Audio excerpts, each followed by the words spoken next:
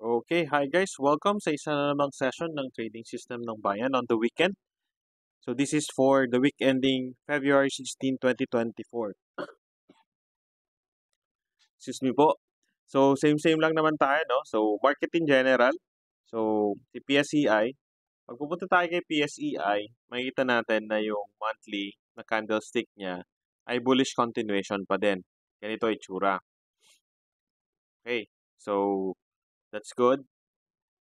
Tapos yung kanyang 3 months na candlestick bullish continuation din ang itsura. So kung titignan mo yung daily niya, price is above MA20 and MA20 is above MA50. So that gives us still yung sentiment ng market na aggressive. Eto, saan na yun? Aggressive. Aggressive tayo. So kung anong value at risk na pinakamataas na kaya mong i-tolerate, yun dapat ang ina-apply mo ngayon. So, kasi nandito tayo sa aggressive na market. Okay. So, titignan mo yung market, parang mini-retrace ulit, naghihintay ka na lang ulit ng, um, another high breakout. Tapos up to the year, ang target natin ay 7,500. Yan yung high nung, I think yung high nung 3 years ago. If you look at it, dito, siya yung high na to. Okay? Actually, namali yata tayo na mo. I-move mo dyan. Yan. Hanggang, yan. 7,551. Tapos eto, i-move mo dito. Medyo pasmado kasi tayo. Hindi eksakto yung ano. So 7142 saka 7551 yung target natin. Makikita natin pag na-reach ni PSEI. Actually, nandito siya sa ngayon sa 1 year na high dito. Kaya medyo nag-react. So next na pagre-reactan niyan is 7142. So malamang dito magte-take profit. Tapos pag ma-break above niya dyan, dito yung next na target. Okay. Now, let's go to the individual stocks. So, yun lang naman importante. Okay. So, daanin na lang natin sa screener ulit. Tapos, tingnan natin ng ganyan. Tapos, tanggalin natin yung mga hindi positive hindi bullish yung monthly and 3 months na candlesticks. Tapos, sige. I-rank na lang natin tong ganyan. Rank mo. Tapos, kunin mo yung sort natin by kulay para mauna yung mga leaders. O meron kang leader na hindi uptrend, si Infra. Anyway, okay. So, let's say ito, top 10 natin, no? Dito muna tayo mag-focus. So, copy natin dito. So, kung titignan natin yung chart natin, no? Start muna tayo kay, sino yung first one? CHP. So, si CHP, medyo high volatility yung move nitong si CHP. Nagkaroon ka dito ng another high breakout. Okay. So, pag nag-high breakout ka dito, ito yung exit stop mo. Tapos, meron kang 10% na downside. Pag meron kang 10% na downside, tapos i-trace natin yung resistance, no? Yung next resistance niya, wala. Dito ka sa 12 months. Tapos, ipa-plot natin yung highs nung gumamit na lang tayo ng magnet para kuha mo. Eto, at saka eto, and then eto, yung next 3 na resistances. So, actually, nasa resistance siya currently, no? Sa 2.18. So, above 2.18, ganyan dapat. Yung next na target mo, no? So, kapag ganitong mga stocks na mataas, yung parang ang downside mo is 10%, dun ka papasok yung, ang tawag doon, yung position size mo, dapat i-size mo siya accordingly.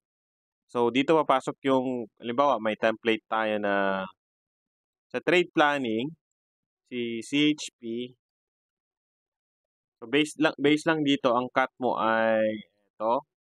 This is, how much is this? Yung low nitong breakout candle, 1.88. Tapos, 1.88. Tapos, ang entry mo ay yung closing. Magkano closing mo? 2.08. Tapos, ang target mo dyan ay 3.39. So, halimbawa, ang VAR natin is, since ang market mo ay aggressive, so, let's say, pwede nating mag-VAR ng 3%. Sabi natin, portfolio mo, madali na lang, 100,000. So, ang allocation mo dyan is 6%, 16 pala. So, ang deployment mo ay 6. Para kapag hindi nag-materialize yung trade, bababa ka lang dun sa 3,000 na VAR na matatalo sa'yo on that trade. Okay. That's one approach, no? Tapos, kung hindi ka naman nakabili dyan, pwede ka namang gumamit ng excuse me, intraday retrace, no? So, I think nag-start tayo sa intraday dati sa 10 minutes. Yung na-discuss natin dun sa last na, ano. So, or, alam ba yun? 5 minutes pa yun? Itong retrace na daw.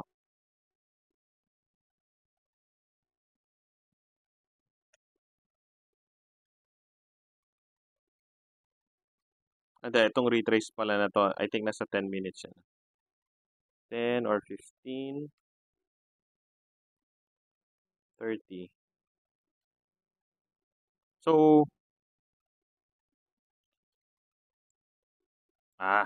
wait.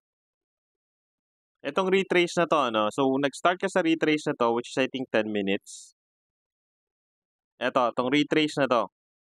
So, nag-start ka sa retrace na to, kung nakapasok ka sa retrace na yan, ay sabi natin, yung usual na, usual na trail stop, yung low nung breakout candle o kaya nung adjusted na swing low, saka break ng MA20. Okay. So, napa-out ka na dyan, for example. Tapos, nag-cross itong MA20 below MA50. Ang gagawin mo, maghahanap ka ulit ng time frame na merong retrace, meaning yung price is below MA20 tapos 20 is above MA50. So, akyat ka 15 minutes. May konting retrace pero nag-cross pa rin dito. So, akyat ka ulit 30 minutes.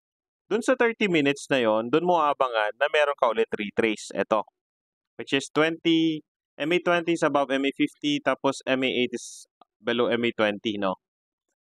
Pwede kang dito pumasok. Tapos, ang exit mo dyan is yung swing low. Ngayon, pagka nag-move yung price, ganun ulit, ano mo ulit dyan, i-trail mo ulit yung low nung breakout candles. Ito yung sinabi natin kanina, ikaka-post natin. Na kapag ka nag-close below this low of a breakout candle, no, eto, sell half ka, tapos exit everything pag nag-close below MA20.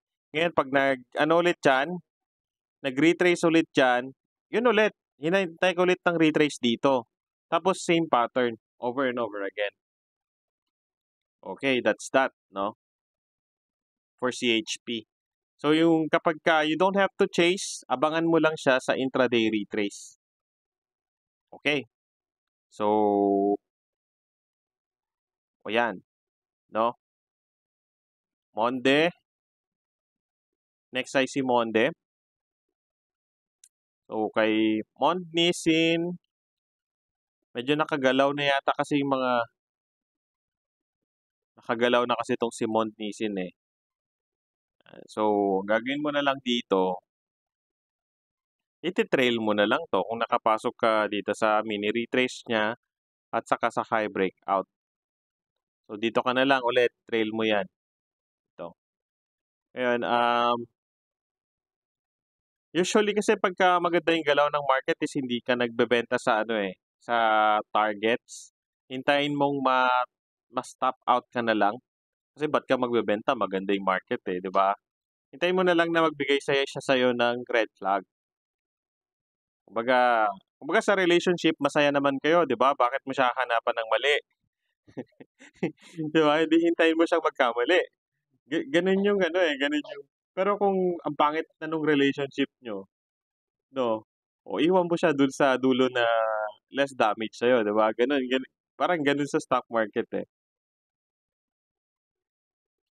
Anyway, next one, si Infra, okey. Si Infra I think medyo ano 'to, ilang percent siya today? Ang bagal ng internet. Naka-converge ako by the way. Ewan ko ba't tumataas si Converge, ang pangit-pangit ng anyway. So, 20% siya, you can actually chase this one, tapos ang stop mo ay around 18%, 'no, tapos check natin yung 6 months mo, meron ba siyang resistance? Meron siyang resistance dito, 12 months, etong high na 'to, okey. So, titignan mo kung risk and reward lang ang pag-uusapan, may 34% ka pa divided by 18, 36.2 lang 'yan na risk and reward, so puwedeng up to 50%. Ngayon, you can take this as long as kapagka tinake mo 'yan dapat proper yung size. Dito ka ulit sa size, sa planning 'no, halimbawa anong pangalan nito? Infra. Tapos ang cut mo diyan, how much itong cut mo? 0.58. Tapos ang entry mo diyan ay how much? 0.71. Tapos ang target mo diyan ay 1.059. Okey, ito pala na-discuss natin 'to dun sa trading system ng bayan, lahat 'to, itong ano na 'to. So halimbawa portfolio mo, so ibig sabihin 'no, kung meron kang portfolio at 3% na VaR, ang kailangan mong i-allocate ay around 10% or 11% lang ng portfolio mo. Para kung magkaanuhan man, babalik ka lang sa 3% na VaR. So kung VaR mo is 1%, 3% lang ang allocation mo diyan, 'di ba? 'Pag 3% yung VaR mo, 11%. So, kahit na ganito kalaki yung risk niya, yung risk niya na pababa, 'no? Yung drawdown sa ano mo would still be your value at risk, 'no? So, ipapakita nung ano sa'yo how much yung, percentage of your portfolio na puwede mong i-deploy. Okay. Now, ang next dun sa list natin si SGP. So, same lang din, nakagalaw na, 'no? Si STI. Okay, ito yung kay STI 'no, na-plot natin dati, ito yung magandang i-discuss sa na may consideration ng risk and reward. Nung nakita natin 'to dito sa area na 'to 'no, ang drawdown niyan, itong candle na 'to, ang drawdown niya ay, around up to the recent swing low niya is 9%. Tapos kung titignan mo yung kanyang reward ay 12%. So, wala pang just parang 1 lang yung kanyang risk and reward. So, sinasabi natin, mas gusto nating tignan na lang itong stock na 'to, evaluate natin kapagka above na siya dito sa resistance na 'to, itong 0.65, which nandito na siya ngayon, okay. So, ngayon, mas maganda kasi yung risk and reward nitong range na 'to. Kasi yung next mo na target is itong 0.85 na. Okay? So kung ipa-plot mo ngayon 'yan, 5% na risk tapos ang target mo ay 22%. So around, 3 to 4 na risk and reward ratio. 'Yan. or you can buy it now or maghintay ka ulit na kasi malapit to dun sa resistance and support na 'to, eh. So, mag-aano yan ta's gagawa ulit ng it can be ano, it can be a mini retrace or a high breakout. Ayun, basically gano'n. Okay, so maganda na yung risk and reward nitong CSTI ngayon. Kay ABA, Mamma Mia, here we go again. So, nakagalaw na si ano, makikita mo lang mukhang ano yan, mukhang hammer, pero just in case, ano lang, stay the course, tapos dito ang itong low nitong candle na 'to, yung, trail stop. ICT.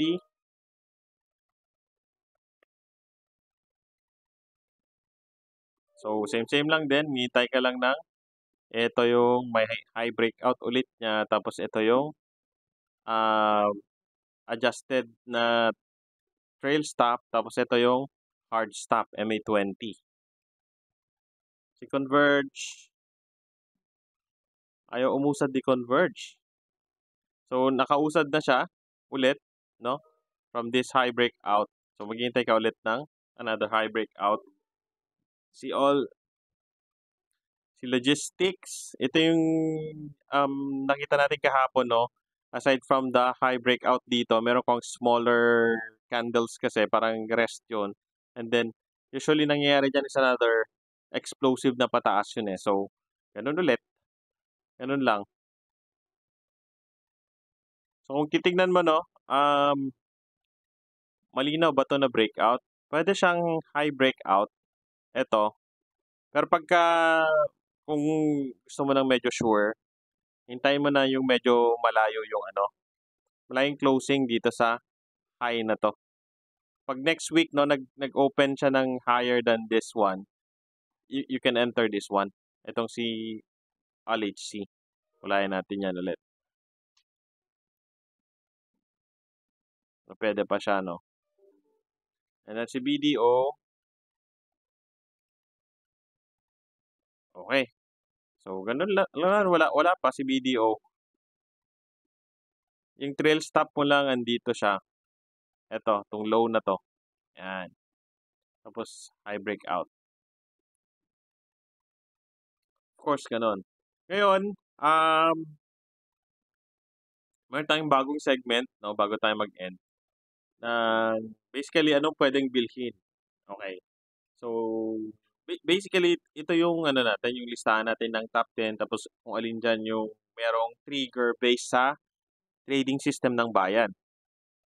Okay, so may context 'yan. 'Pag nagsabi tayo na meron tayong puwedeng bilhin, ang context niyan ay almost always meron niyang cut, ta's meron niyang targets at meron niyang trail stop, 'no, na na-discuss natin dun sa ating YouTube channel. So, gano'n. So, hindi lang siyang puwedeng puwedeng bilhin tapos mag-i-stop na yung trabaho mo dun. So, ang gagawin mo pagka nakabili ka, iti-trail mo yung kanyang, stop, tapos ima-manage mo pa rin yung trade. Tapos tamang, deployment size pa din, 'no, tamang position size pa din, based dito sa computation mo ng VAR.